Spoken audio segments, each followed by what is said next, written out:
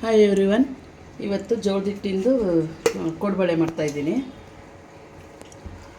ಸ್ವಲ್ಪ ಹಸಿಮೆಣಸಿನ್ಕಾಯಿ, ಜೀರಿಗೆ, ಒಂದೆರಡು ಬೆಳ್ಳುಳ್ಳಿ, ಕರಿಬೇವು, ಕೊತ್ತಂಬರಿ ಇಷ್ಟು ಹಾಕ್ಕೊಂಡು ಮಿಕ್ಸಿ ಮಾಡ್ಕೊಬರೋಣ.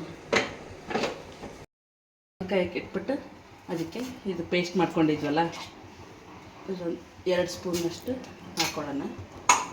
ಉಪ್ಪು ಹಾಕ್ಕೊಂಡಿದ್ದೀನಿ ಇದನ್ನು ರುಬ್ಬಕ್ಕೆ. ಖಾರ ಉಪ್ಪು ನೋಡ್ಕೊಂಡು ಆಮೇಲೆ ಹಾಕೋಣ.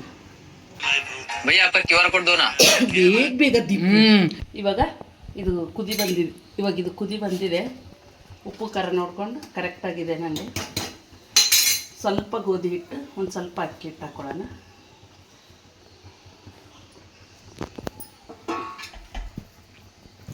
ಇವಾಗ ಜೋಳದ ಹಿಟ್ಟು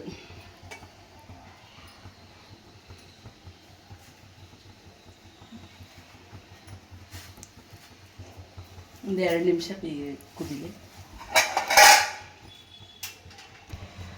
ಇವಾಗ ಮಿಕ್ಸ್ ಮಾಡ್ಕೊಳ್ಳೋಣ.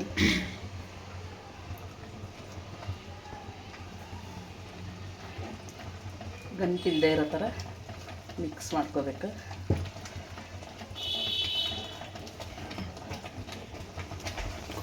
ತುಂಬ ತೆಳ್ಳಗೆ ಮಾಡ್ಕೋಬಾರ್ದು, ಸ್ವಲ್ಪ ಗಟ್ಟಿಗೆ ಇರಲಿ.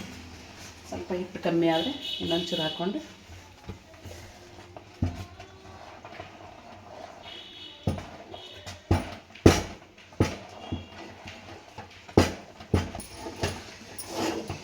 ಇವಾಗ ನೋಡಿ ಚೆನ್ನಾಗಿ ಮಿಕ್ಸ್ ಮಾಡ್ಕೊಂಡೈತೆ. ಈ ಥರ ಇರಬೇಕು ಈ ಹದಕ್ಕೆ. ಇದೆ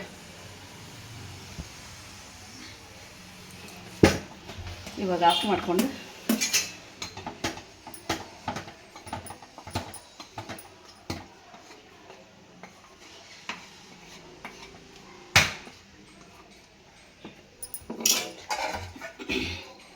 ಮುಚ್ಚಿಡೋಣ. ಒಂದು ಸ್ವಲ್ಪ ಹೊತ್ತು ತಣ್ಣಗಾದ್ಮೇಲೆ ಕೋಡ್ಬಳೆ ಮಾಡ್ಕೊಳ್ಳೋಣ. ಈ ಥರ ಮಿದ್ಕೊಂಡು ಇಷ್ಟಿಷ್ಟ ಹಿಟ್ಟು ತಗೊಂಡು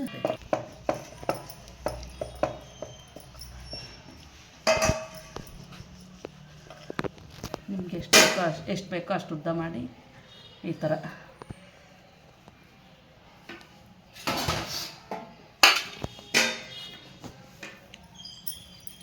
ಮತ್ತು ಈ ಥರ ಹಾಕ್ಕೊಳ್ಳೋಣ.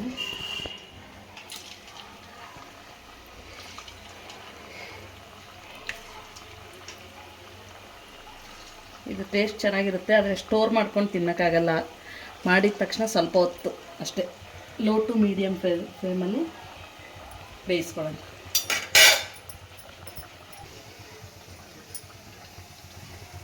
ಇವಾಗ ಈ ಥರ ತಿರುಗಿಸಿ ಹಾಕಬೇಕು. ಇವಾಗ ಹಾಕಿದೆ ಚಕ್ಕೆಯನ್ನು.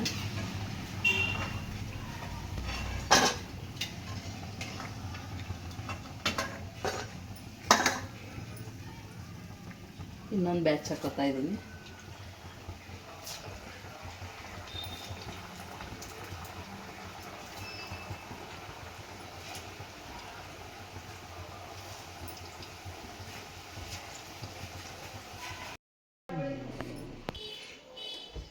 ಜೋಳದ ಹಿಟ್ಟಿಂದ ಕೋಡ್ಬಳೆ ರೆಡಿ.